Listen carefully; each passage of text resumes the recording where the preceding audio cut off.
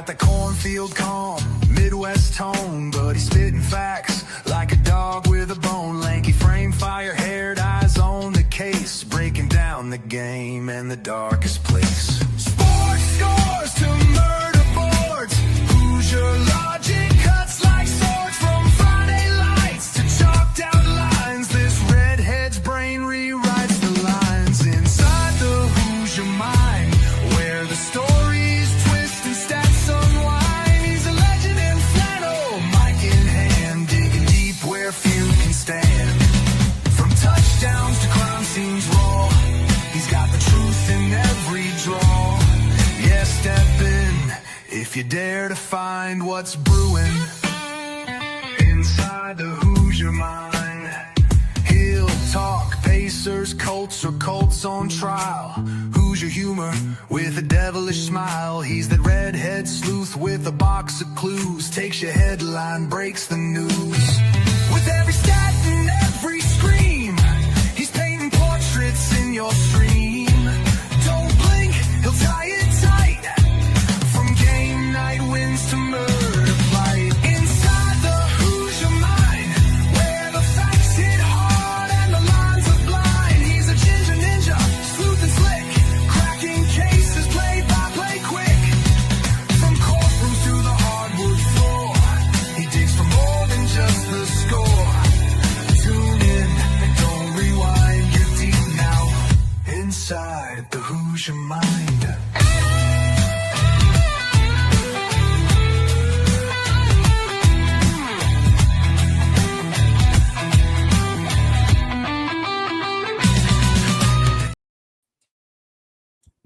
All right, what's up, y'all? Welcome in to Inside the Hoosier Mind, brought to you by Military Broadcast Radio, helping give veterans a voice.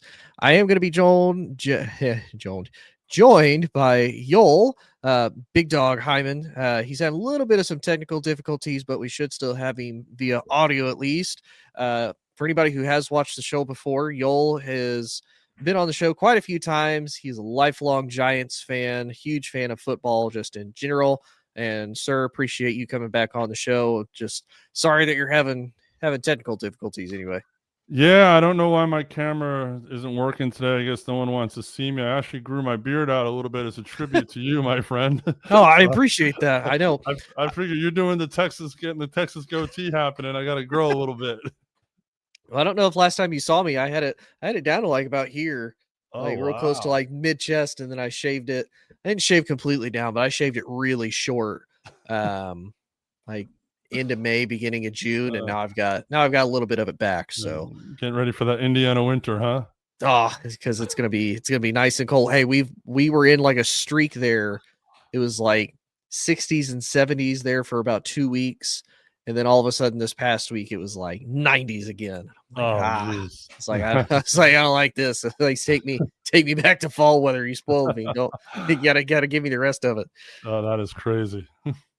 But speaking of crazy, we had a little bit of a wild college football weekend. We had a little bit of a wild NFL weekend.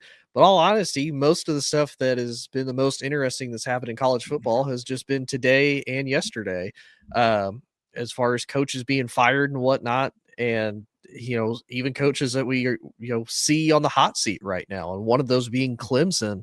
They start out, they're 1-3, the worst they've ever been under Dabo, and they not only lost to Syracuse, they were getting blown out by Syracuse. And what's even worse, they were getting blown out in at Clemson at quote unquote Death Valley, because LSU can claim the real Death Valley of that week 1 win. The bad part, though, with every loss that Clemson has, it makes that win for LSU look that much worse, because LSU just barely pulled out the win. You had posed the question to me just shortly after it happened. Do you think Dabo is on the hot seat? And I think you even messaged me that after the Georgia Tech loss. Yeah. And then it's really probably heated up after the Syracuse blowout when they were down 24-14 just at the half. To you, do you think Dabo's on the hot seat? And do you think Clemson would be willing to fire him? Because he took him to 2 national titles and he's taken him to multiple national titles. They've won 2. And I mean, they're always a threat in the ACC. They've always done really well as far as doing homegrown talent and being competitive. And really, outside of the Big Ten, the Clemson is the only team that has given the SEC any type of a run for its money over the last few years in college football. So, do you really think they would let him go over something like this, or do you think they give him a pass of like, look, you're struggling, but we definitely need to have a conversation about how you do things? It's interesting. I heard a lot of things today on the radio. I was listening to a lot of things, and the biggest thing I heard was Dabo had 3 transfers in the transfer portal this year on his team. 3 transfers. Miami had 18. FSU had 21. Yep. Where's Miami? Where's FSU? And where's Clemson? Yep. We all know for a fact that Clemson isn't game on this whole NIL thing. Well, neither was Nick Saban. Now Nick Saban's sitting next to Pat McAfee, looking at him like, just like you see the faces he makes sometimes when McAfee comes out with his stuff. Yeah. It's interesting. And you said they before COVID they went to they were in 5 playoffs. They went to 4 national championship games, won 2. Since 2020, the program. I mean, they made the playoffs last year because they won their conference championship because they made the playoffs last year, but didn't really fare well in the first round. Yeah, it's a program like this. They've been the signature program of the ACC. I mean, are the tides turning with Miami and then Florida State coming back? Possibly. SMU seems to be a perennial contender. Who knows if Belichick will turn his North Carolina team around? We don't know. They haven't looked very good, in the beginning. But then again, his assistant coach looks great, as we all know. Right, every time. Did you see that outfit, by the way, she was wearing on the sideline? That was crazy. Yes, I did. So, I think it really depends on 2 things. What happens come the rest of the season with Clemson? Let's look at their schedule. They play North Carolina this week at North Carolina, and then they go to Boston College. Yeah. On paper, those should both be wins. But then they're home to SMU, who, could be a challenge. They're home to Duke. Then they're home to Florida State, which right now is ranked 8th. Who knows what they'll be ranked by then? Florida State plays Miami on the 4th. So that'll definitely tell the tale of what Florida State's really all about. That game's in Tallahassee, by the way. Okay. They have Louisville, then they have Furman or Roast Beef Tech, and then they end against South Carolina. So, I mean, looking at this schedule, they're 1-3 right now. I see 1, 2, 3, 4, maybe 6 wins. 6 wins total. Wow.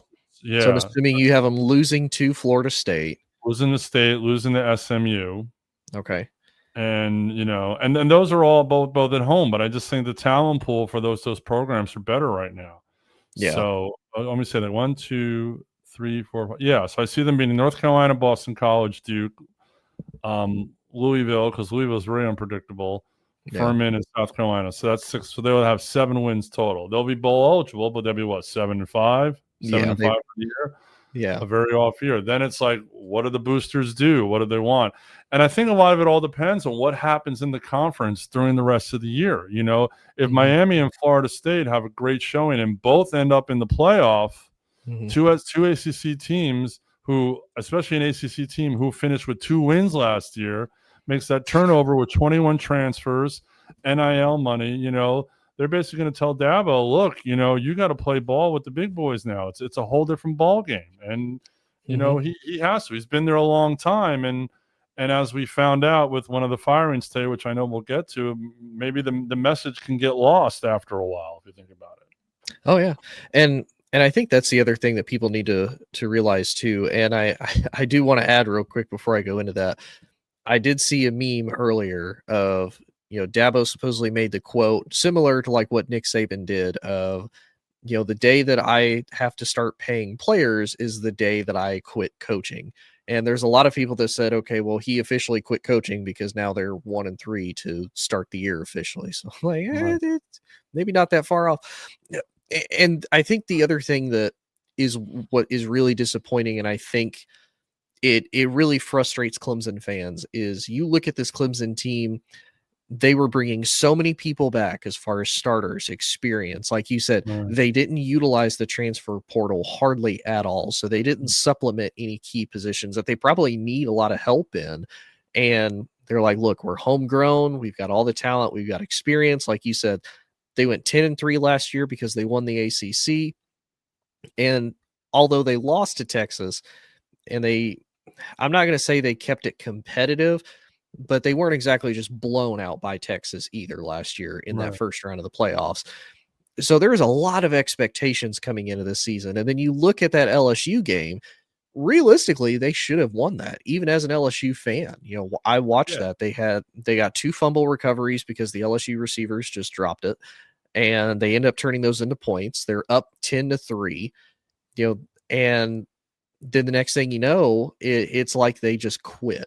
And it was weird. They didn't make much adjustments on the offensive side of the ball. As far as the offensive line didn't get any better, they stopped running the ball completely. And then the thing that was supposed to be their bright spot of their defense, they didn't make any adjustments. I watched LSU run the same exact play 4 times in a row on the same drive, the same play, and they succeeded every single play with it. And even the commentators are like, what is Clemson's defense doing? Why are you letting them run the same play over and over again? You know what they're going to do. They're obviously, they don't care to show you, and you're still letting them do it. So to me, I think if I'm Clemson fans, I'm frustrated. And the athletic directors and the GMs are sitting there saying, look, we get you're prideful. Maybe back in the day when there was more under the table NIL, you could get away with, you're either committed to Clemson or you're not. Now you've got to use it. Now, I think to your point, you don't necessarily need to bring 21 transfers in, because as we've seen, that's a hard thing to sustain. Look at Colorado and Dion. He didn't have a whole lot of his success that first year because he brought those transfers in. Now, a lot of them luckily stayed, and he still had the advantage of, you still had your core of Shedeur and Travis Hunter, but you still had to bring in other guys to help supplement. And it's hard to keep those pieces together, which is why they went bowling. They were in contention for the Big 12. They didn't do anything with it. I think if Clemson played it smart, kind of similar to like what LSU has done, Alabama's done it, Ohio State even done it, you don't have to redo your whole roster. You can keep your core, but bring in those key pieces. If you need help in the secondary, go get you a couple solid cornerbacks, even if it's just for depth and experience to have. Go get those guys. Same with your wide receivers, same with your offensive line. They have to look at it similar to NFL free agency. And I can't remember the coach that said it, but there was a coach that admitted it's like NFL free agency, and that's how you have to treat it. You have to go get guys that are willing to be depth guys, starters, etc. And you're going to have to be willing to pay out of pocket. So I think very soon that's probably going to happen, as far as they're going to have that conversation with Dabo on, look, you need to make a change. You need to be more open to more open to ideas. And Charles brought this up, nothing helps a coach like being fired to rediscover how to coach in a different way. And credit to Nick Saban. How many coaches did we see, leave? They go somewhere, they become a head coach, they have an awful stunt, they go back to Alabama, relearn the basics, relearn how to be successful, and then they go off and they do become successful. Look at Lane Kiffin, look at Steve Sarkisian, look at Bill O'Brien, look at Kirby Smart, Dan Lanning. Like, they're all successful, and they were all, or heck, even Mario Cristobal, they were all successful, and they were all under Nick Saban's tree. And it's interesting you mentioned Kirby, because I heard a stat today that they only had 8 transfers come into Georgia, but they just have their talent pool. I mean, obviously it's SEC talent pool, but it's, Georgia hasn't let down a bit. They're still one of the top 10 teams in the country. So it's not necessarily, obviously it's NIL, it's transfer pool, but it's also your talent base. And maybe he's not getting the talent base because he's not spending the money. He's not going after that. He knows programs are outbidding him. So that could be the biggest obstacle here. Yeah, I definitely agree.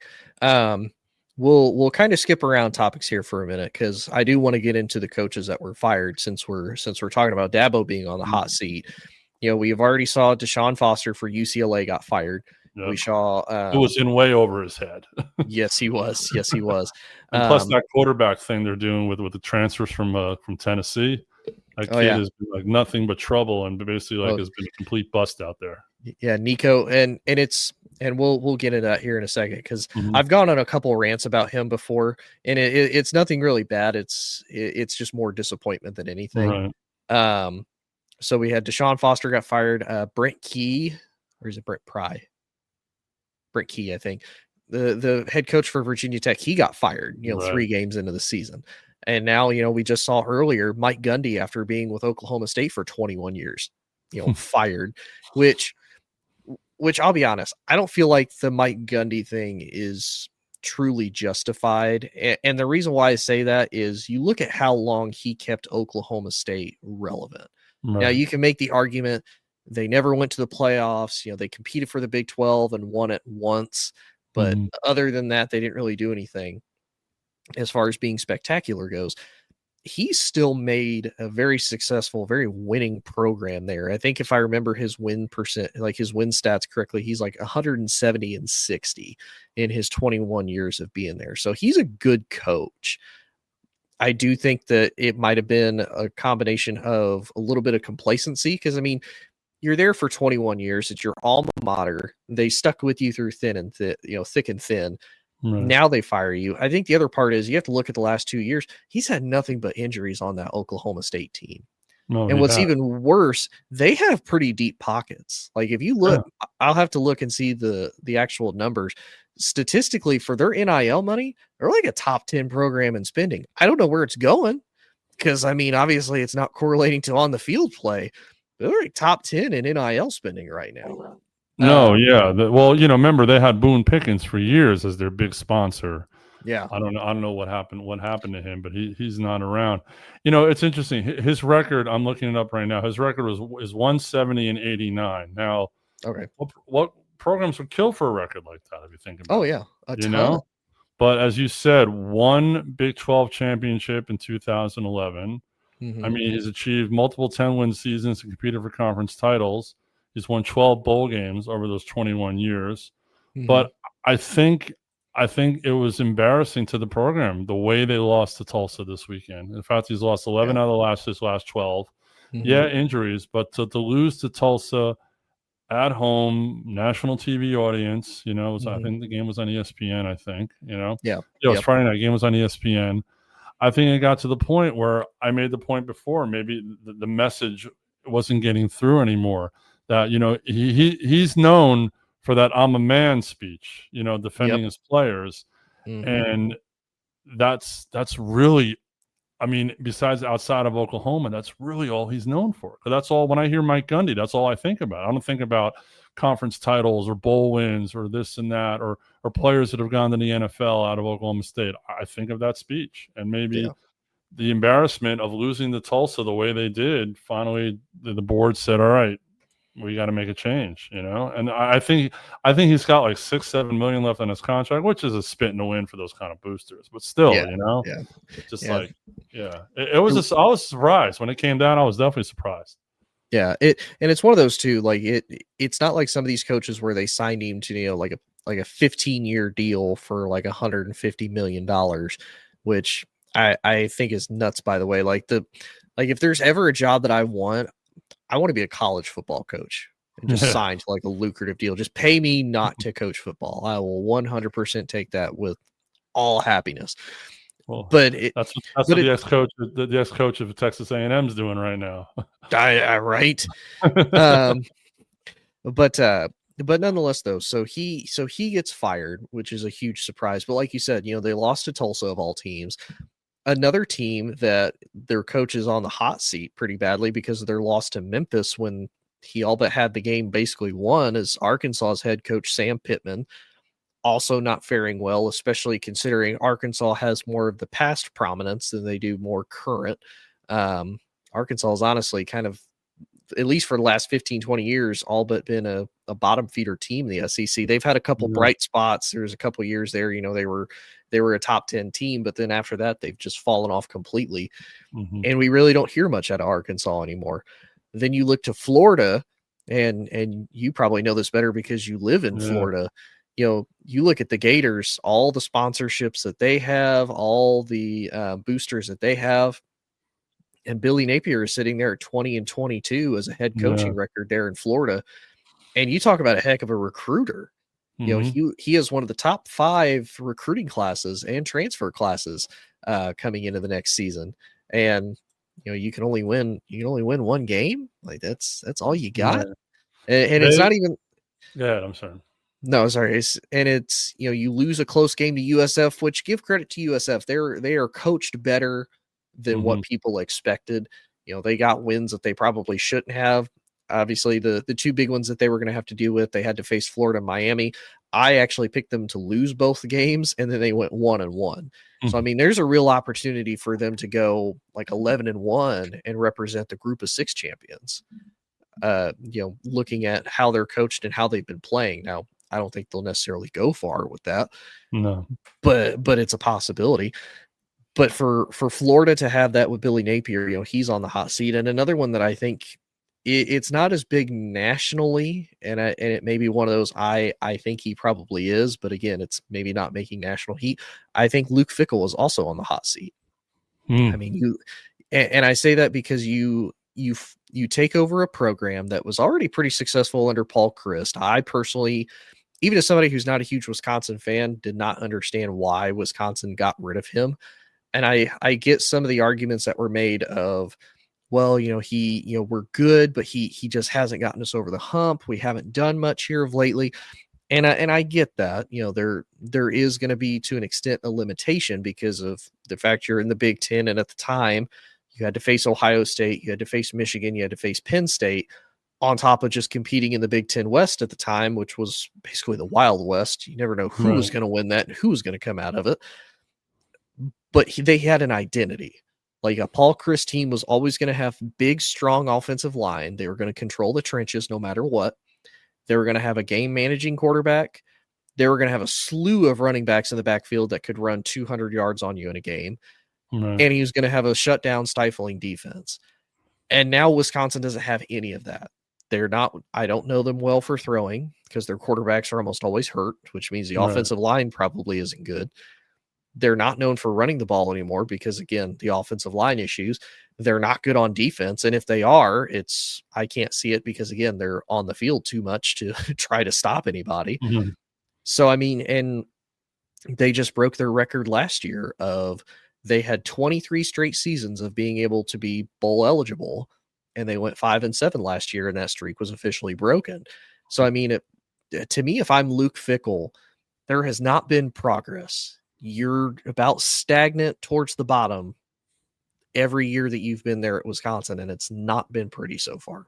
Right. No, it definitely hasn't. And all 3 coaches you mentioned are definitely hot seat coaches. I think the buzz here in Florida about Billy Napier has been very negative.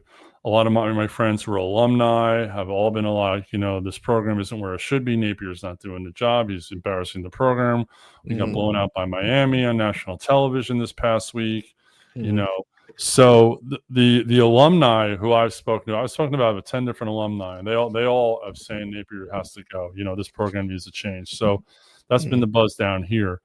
Regarding Pittman at Arkansas, this week's game is huge. It's at home at noon against Notre Dame, ABC television. Get your popcorn ready, because who knows with Notre Dame, because they just blew out Purdue, but they came into that game 0-2. They're ranked, but Notre Dame always gets preferential treatment with rankings and this and that, as we all know. This if they go in and beat Notre Dame, this game will save his job. I'll tell you right now. He beats Notre Dame, even if it's at home. He beats Notre Dame national television at home. He keeps his job. That's for sure. He loses, and then he's got to play Tennessee next week, and then Texas A&M.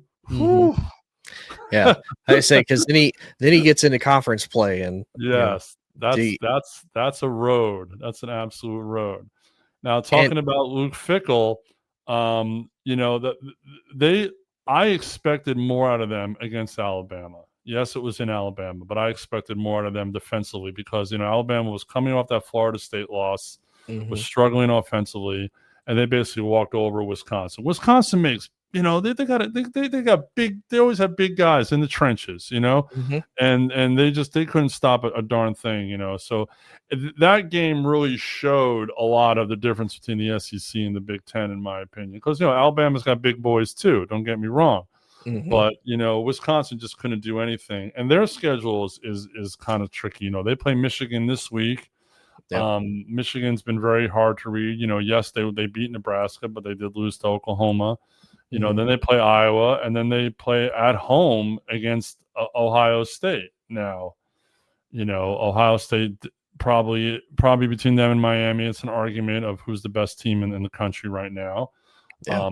I don't think Penn State's very good, and I think Penn State will get their ass kicked this weekend against Oregon. But that's just my opinion. But I picked Oregon, and I mainly say that because just via history, right?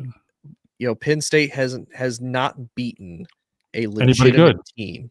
Yeah, like I know they beat. Let's see, who did they faced Boise State last year. Which again, that's a rout. They faced SMU in Penn State, which it was cold. Right. That's a rout. And then they lose to Notre Dame to go on to the national championship. Right. I thought for sure, I'm like, okay, if they have to face Notre Dame, like they have a chance. Because again, Penn State always recruits well. They're kind of in the same boat. They're always highly ranked. They're always very highly touted. But again, they just seem to choke whenever it's a fairly decent team that they have to face. Right. They flop. Exactly. And people say, oh, it's a West Coast team coming east. Yeah, but the game's at 7:30 at night. Right. Oregon's going to get in they'll probably get into town Thursday or Friday. They got a day to adjust, And even if they kept their body clocks going, so that's only a 4:30 p.m. game for them.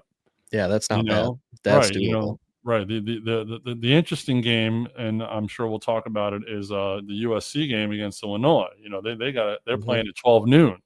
Yes. So the whole Big Ten expanding to the West, teams playing on the East. Now it's really starting to show itself. I know we're going away from the fired coaches, but it's all part and parcel. And I think because of the way the conferences are structured now, and the way the talent pools are changing in the conferences, the SEC conference talent pool has expanded because of these Big 12 teams coming in, and then there's talk of Florida State, maybe even Clemson going to the SEC.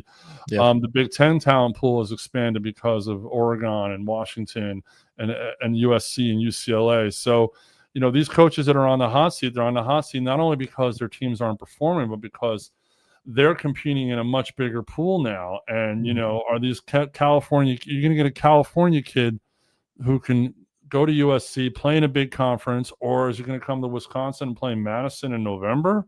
Yeah, there's a lot to it. So I think it all kind of goes together. The Florida thing, it's warm weather. The weather's here is great. It rains in the spring, in the summer, and a little bit in the fall. But whatever. But I think they all kind of go together, in my opinion. Yeah. And I will say too about the firings, and I had mentioned it to you in our chat. I think personally, much to your point, whoever wins this game it's essentially going to save their season. And what I mean by that, even if they, for Arkansas, it may not necessarily save their season. It'll save Sam Pittman's job, right? But I don't know about saving the season. And I say that because legitimately 6 of their next 8 opponents are all ranked as it stands right now. Yeah. Because they have Notre Dame on the road at Tennessee, host Texas A&M. They host Auburn, who Auburn was ranked very recently until their loss to Oklahoma. Right. And they're not a bad team. No. They host Mississippi State, who they have a little bit of fire underneath them because they upset Arizona State. Right. And then you go on the road to LSU, on the road to Texas, and then you finish hosting Missouri. Arkansas is in for a rough bout. I think if anybody between this game, and especially for at least, the hot seat part, I'm not going to say Marcus Freeman's on the hot seat by no means, because he just took them to a national title game. I mean, he's made Notre Dame relevant because, they have had big wins against teams that in the past, Notre Dame just couldn't seem to get over that hump with. Right. Notre Dame, to me, needs this win more than Arkansas does. And I say that because you look at Notre Dame, they all but one have to win out because they lost two of their first games. They lost them 2 Power 4 opponents. And then after that, there's not a whole lot to really build your schedule off of as far as, okay, we've potentially beaten quality opponents, and this is enough for our resume to say we should be one of the 12 teams going into the playoffs. And I'm trying to pull their schedule up right now, and my internet's being a tiny bit slow. I know they still have USC. I know they still have Stanford. I'm not going to say Stanford's a cupcake, but it is. Right. So they become a cupcake since joining the ACC. They just can't hang with them.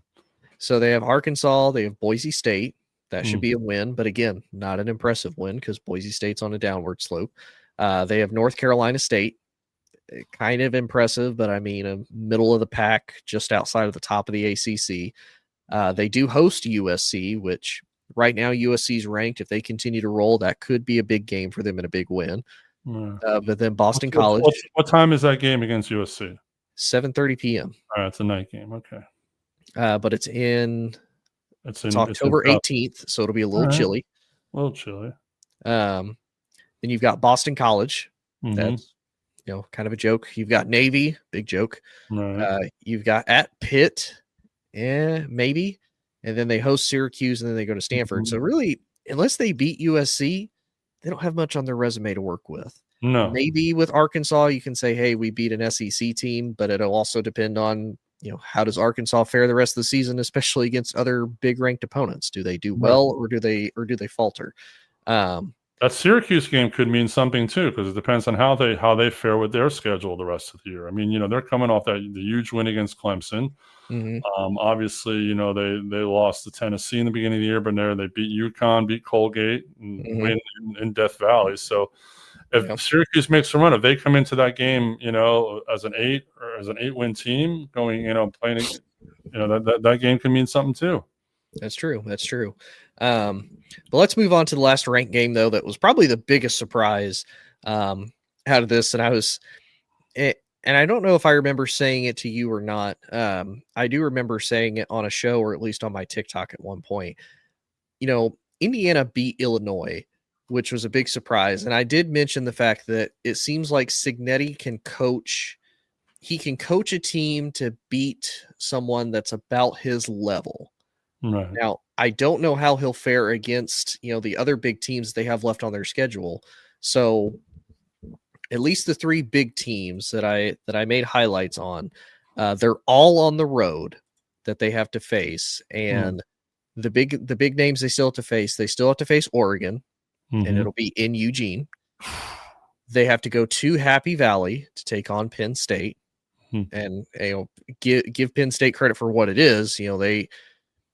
They can beat up on bad teams or mediocre teams with no problem. Big teams, they struggle a little bit more. Mediocre to bad, they can beat up on them pretty easily. And then the other team that I think a lot of people may be sleeping on, but I feel could be a trap game, especially just because of how well their true freshman quarterback has been playing. They have to go to Maryland and take on Malik Washington, who's been fantastic for the Terps. Yeah. So, I mean, can you walk out of that 3 games, 1-2, maybe at best 2-1? Well, let's see. They play in Iowa this week. Iowa obviously, not known for high scoring. Usually if you're a betting man, you take Iowa and you take the under.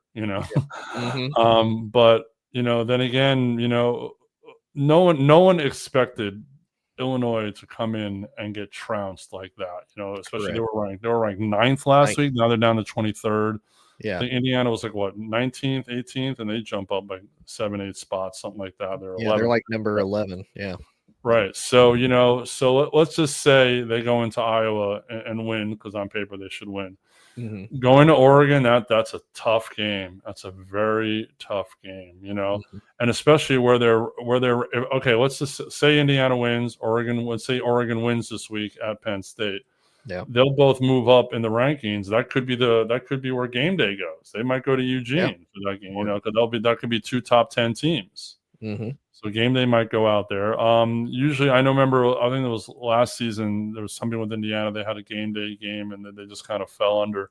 But they seem to have a much better quarterback this year, as you said, the freshman. So he's been playing well. Mm-hmm. And then home against Michigan State, as you said, home against UCLA. That's an interesting. And then to Maryland.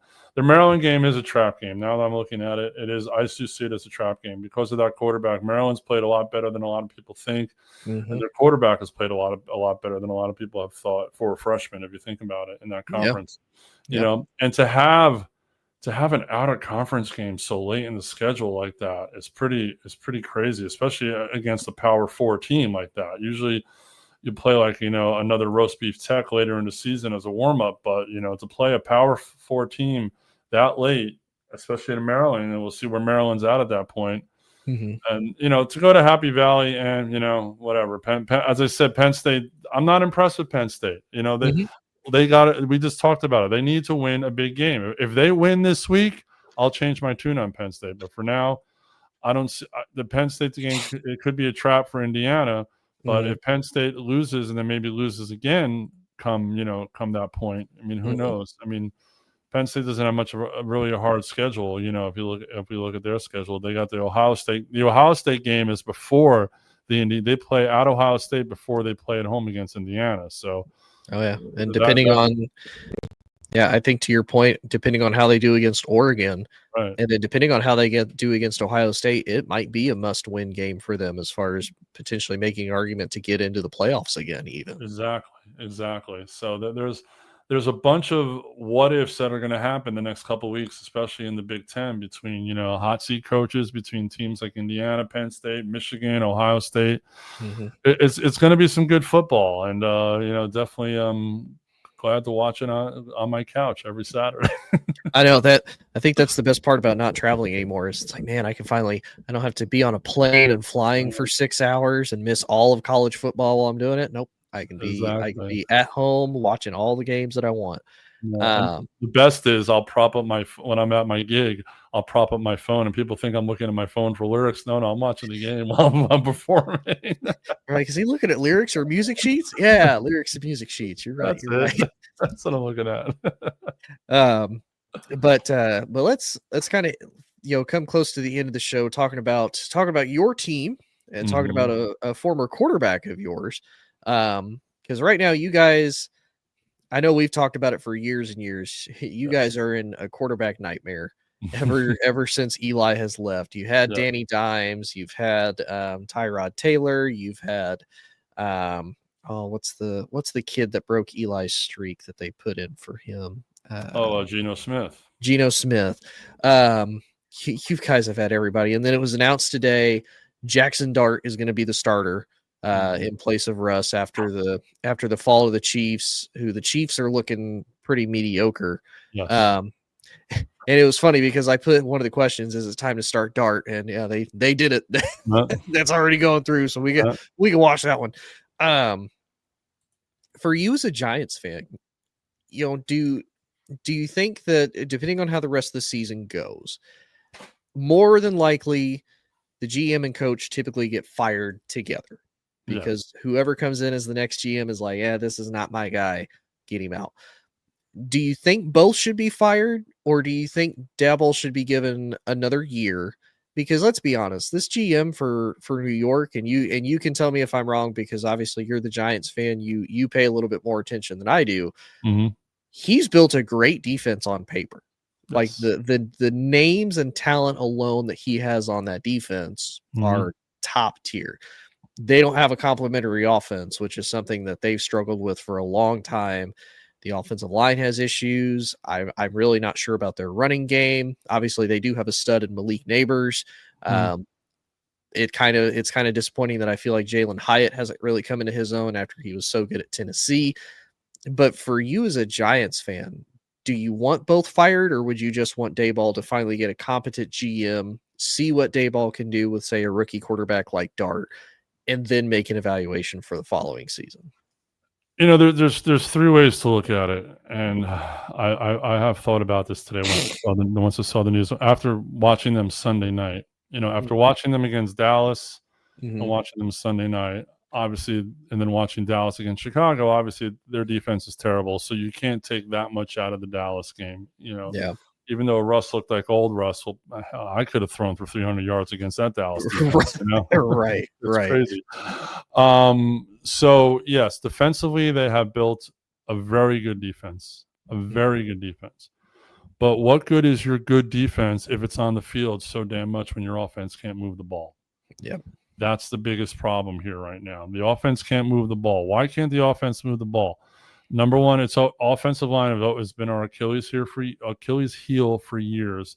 They've tried to address it. They've got guys who can't stay healthy. Andrew Thomas is out again. He got hurt. He's not going to be able to play this week, So, okay, fine. But watching Russell Wilson in game 1 and game 3, you see the same thing, He's not dropping as far back into the pocket as he should, so he's not getting the visual. Number 2, I've always said, he's always been short. He's always had to make up for his shortcomings as far as moving around the pocket. Fine, he's moving around the pocket, but there were 3 or 4 plays the other on Sunday night where they have the ball down the goal line where he's just throwing the ball out of the end zone. I understand that, but if you've got it, if you're at the point where it's 22-9, you've got nothing to lose at that point. Throw the ball at least towards somebody. Try to get a call. Try to get something happening. And he's too. I don't want to throw an interception. And then if you look at the 2 interceptions he did throw, both balls were underthrown. The second interception to Malik Neighbors in the end zone, the ball is completely underthrown. You see at the end of the play, the Kansas City guy catches it. Malik just walks off, shaking his head like, "How the hell am I supposed to catch that?" And it's right. You want to throw it up and let Malik get it, but you got to put it up so he can get it. He can't reach over, because if he reaches over the defensive back, that's offensive pass interference. Yeah, he might save the play, but it's still a penalty. That's still 15 yards the other way, and so either way you lose. The first interception could kind of have been looked at maybe as like a punt. The way it was thrown and how deep it was down, but the receiver wasn't open. It shouldn't have been thrown. So I'm completely over this. I'm happy to see this rookie getting a shot. He looked decent in preseason, I'll admit. I watched some tape of him from college after he was drafted to see his skill set. And the kid can run, the kid can move. He's a bigger kid. He's definitely taller. But the key to this, the key to the whole thing is going to be the play calling and utilizing his skill set. And I use the word skill set because we all see what Daniel Jones is doing in Indianapolis now. Yeah. So why couldn't Daniel Jones do that for us? Because, and I've said this for years about every program, I think you and I have had discussions about this.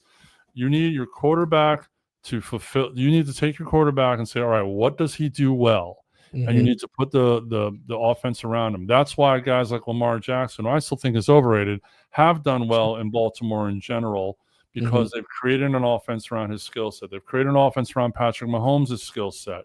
They created an offense around Brady's skill set in New England in those first couple of years. The whole dink and dunk thing before he got to Tampa, and I can't remember who his coach was at the time. Let him rip. Say, hey kid, just let it go.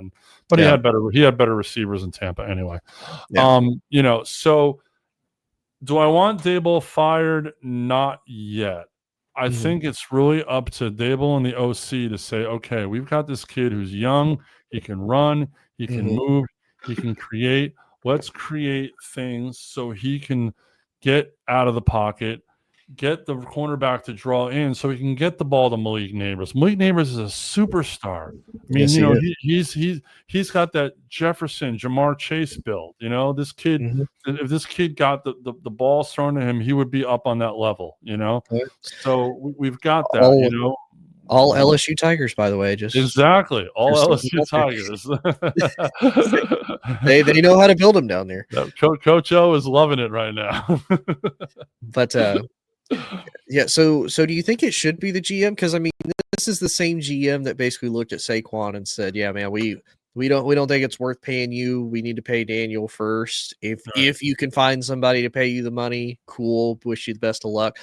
And you let him go to your your division rival, and that he has an absolutely amazing season and runs over everybody, Giants included. So do you think he should be fired at least? Well, it's interesting you say that, because you said about the defense that he built, and he did build a defense. Bill Parcells always had a theory. He said you build your teams from the inside out. Yeah. Well, he built the in, but he didn't build the side. You know what I mean? Yeah. So I mean, I don't know if the Mara family would fire him and not DaBoll. I think they were a package, because they seem to come together as a package. I mean, it's really going to all depends on how this team performs. I mean, they play the Chargers this week, who are a hell of a team. But, remember, they got, a West Coast team coming to the East Coast, 1:00 game. There's always the theory of, there's always that theory. But, I mean, it seems like Justin Herbert has found his team, found his coach, and Harbaugh is the guy for him. And you see the way that offense is clicking. Although they just lost Najee Harris, yeah. So that could be something. And I know they have an offensive lineman out, and Khalil Mack hasn't really played, to his potential. Yeah. But this game is a test game. You can't really. I'm not going to judge on this game. I'm going to judge on the next game when they play New Orleans. That's fair. New Orleans is terrible. Yes, they are. I mean, they're terrible. The game's in New Orleans. Okay, that stadium can be crazy, but the game is going to be inside, controlled environment. The kid went to Ole Miss. Chances are a lot of people who rooted for him can it's not that far to drive to New Orleans from was it Starksville, I think, where the school is? I can't remember. Yes. Or yeah, one of the Oxford or Scarsville. I don't remember. Anyway, point being, that's the game where you can make the judgment. If they go, let me get the Giants schedule up. I'm gonna before I say anything, I want to look at this, because I want to get my facts right. Okay. All right, games. Here it is. Okay, perfect. All right, so they're home against. I was going to say San Diego. I still call them San Diego. So close. Yeah. They're home against the LA Chargers this week. This first game, test game. See what the kids got. Then they go to New Orleans. Fine. Short week at home against the Eagles. Tough. Yeah. Then they go to Denver, and then they go to Philadelphia. So there's the next 5 games, no matter who is quarterbacking, is tough, no matter what, how you look at it. But if they can come out of there, I'm going to say I'll be happy with 1 win, possibly 2. But if the kid looks good and is making progress, okay. If it's the same stagnant office and same poor play calling that they've had, then I'm going to be like, all right, we've got a clean house. Because the bottom line is, there was a couple play calls in this Kansas City game that I saw. Some of the 4th down calls that they called, and the play call was just horrible, when they're just like, all right, we're going to telegraph running the ball. They know you're going to run the ball. Run the tight end option. Run the ball to the opposite side of the field. They're not being creative. And I don't know if they didn't have enough faith in Russell, if they were just setting him up for failure. I don't know. But they've got to take this kid's skill set, be creative, do what they can, do what they know. They drafted this kid. They moved up to draft this kid, do what they need to do to get this kid moving, give him confidence, give him some screenplays, give him some, some out of the pocket stuff. The read option is going to be huge with him. And you mentioned running back before. This kid, Cam Scatterbo, he's the real deal. Yeah. He reminds me of McCaffrey from San Francisco. Big bull kid, can run through the bull, can catch the ball out of the backfield. Not afraid to go head first, which might injure him down the road. He may not be there long. Exactly, but if they can keep this kid healthy, he could be Jackson Dart's best friend back there. Yeah, and he could potentially be kind of the Giants of old, of with Eli and Brandon Jacobs, Ahmad Bradshaw, of big power running back, run through you, and then keep going. Exactly. So real quick, we'll move on to our last topic. We'll talk about the Colts, and your former quarterback Daniel Jones is 3-0 with them. putting up unbelievable gaudy numbers, which is insane that he's finally doing that, like you said. But at what point do you think that I'm not going to say Cinderella story, but do you think that the Colts kind of come back down to reality? Because, I mean, looking at their schedule, their schedule's not bad. They have a couple tough games, but realistically, most of them are winnable. This upcoming game, they go to the Rams. That's a potential loss. Just depending on how McVay coaches the way he coached in the second half this week, they'll win that game. Right. Then they host the Raiders. That should be a win. That's a win. They host the Cardinals. That's a win. That's a maybe, should be a win. But then they go to Los Angeles again to take on the Chargers. That could, I feel like that could go 50-50. Then they host the Titans. They go to Pittsburgh. They host the Falcons. But that one's overseas. I can't remember if that's in London or Germany. But then they go to Arrowhead, which, fun fact, Patrick Mahomes has actually never beaten the Colts, believe it or not. That game's in Berlin, by the way. Berlin, okay. Yeah. I thought it was one of the games in Germany. Right. Then they host the Texans. They go to Jacksonville, which they have not won in Jacksonville in like 10 years. Then they go to Seattle. They host the 49ers. They host Jacksonville, and then to end the season, they go to Houston. Right. I mean, there's a lot of wins that are potentially there. As far as if I personally was to say a team that I think potentially brings them back down to earth, if it's not the Rams, I think the Chargers do. I think it's as far as week 7 before we say, okay, they need to potentially come back down to earth. Now, obviously, the beautiful thing about football, it could happen at any point, but I think it'll be more with the Chargers than anybody. Well, as we learned this week, any given Sunday with Cleveland beating Green Bay and Green Bay choking in the last 5 minutes, so anything can happen, as you just said. But on paper, the reality game, they should be 5-0 going to Los Angeles to play the Chargers. Yeah, I'm sorry. I take that back. No, they should be 5-1 because I think they're going to lose in Los Angeles this week. Okay. Let me take that. Let me rephrase that. Okay, I think they lose to the Rams, beat the Raiders, beat the Cardinals at home. I think they hold home court throughout the year. Because I don't really see a home loss on their schedule. Maybe the 49ers, depending on what's going on with them health-wise. But I see them.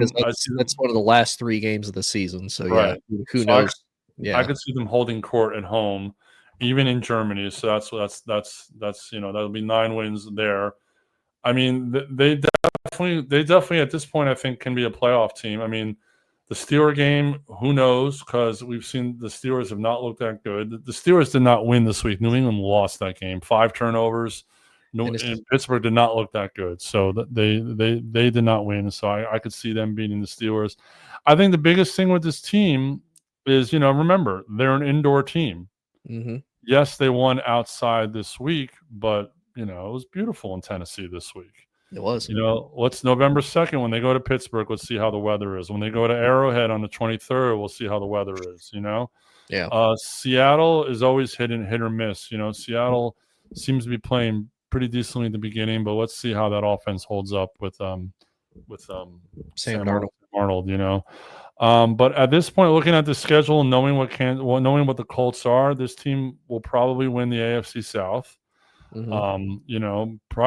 Possibly pretty convincingly because, Houston's off to an 0-3 start. They're not doing anything. Tennessee's a wash this year. Just a first year with the rookie, and Cam Ward does not look very good, but he doesn't really have much around him. Yeah. And Jacksonville's very unpredictable because, did you see, I don't know if it was last week, there was a play, was it last week where Trevor Lawrence blew off something that the coach told him or something like that? Oh, yeah. Yeah. It was against Cincinnati. Yeah. Right. So who knows what's going on there? So, and trust me, it frustrates the hell out of me watching this, seeing Daniel Jones succeed the way he's succeeding right now. I mean, but we talked about skill set. We talked about coaches, and plus, they've got one of the best running backs in the league.